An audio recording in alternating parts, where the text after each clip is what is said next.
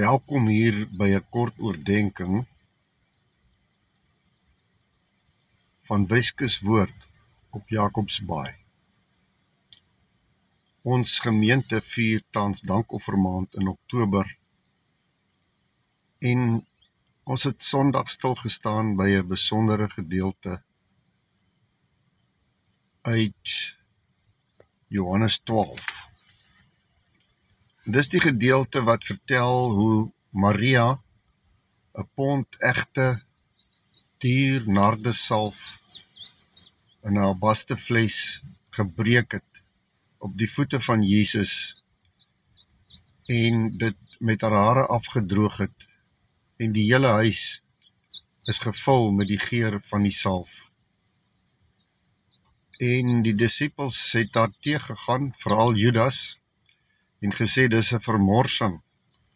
Die geld kon eerder vir die armes gegee word. Dit kon verkoop word vir 300 pennings en vir die armes gegee word. En dan sê Jesus los haar. Die Engelse vertaling sê she did a beautiful thing to me. Jesus was aangedaan deur wat Maria hier gedoen het. Sy het haar liefde gewys oorvloediglik. 300 pennings is omtrent die salaris wat 'n werker gekry het vir 'n jaar se loon. Nou, as ons dit sou omskep in moderne terme, die nasionale minimumloon in Suid-Afrika is R79,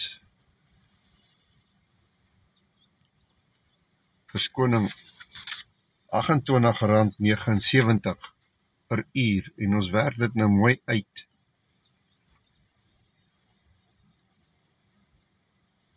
Aantal ure gewerk oor soveel weksdae, maar 52 weke, dan kom ons op die bedrag uit van amper R60.000 wat Maria in een oomblik van liefde op haar meester se voete uitgestort het. En hy beskryf dit as something beautiful. Wanneer laas het ek en jy iets moois vir Jesus gedoen? Nie net wat ons plig is nie, maar iets bo en behalwe, iets besonders, iets wat uitstaan. William Borden, 'n man wat 'n groot fortuin geërf het, toe hy gegaan het vir sendingwerk, was daar 'n koerant opskrif wat gesê het, wat 'n vermorsing van 'n briljante jongman, want hy het sy hele fortuin opgegee om sendingwerk te doen. Hy is ook vroeg dood op die sendingveld, maar voor in sy Bybel het hierdie woorde gestaan: no reserves, no retreat, no regrets. No reserves, no retreat, no regrets. Wat staan in jou Bybel op die oomblik geskryf?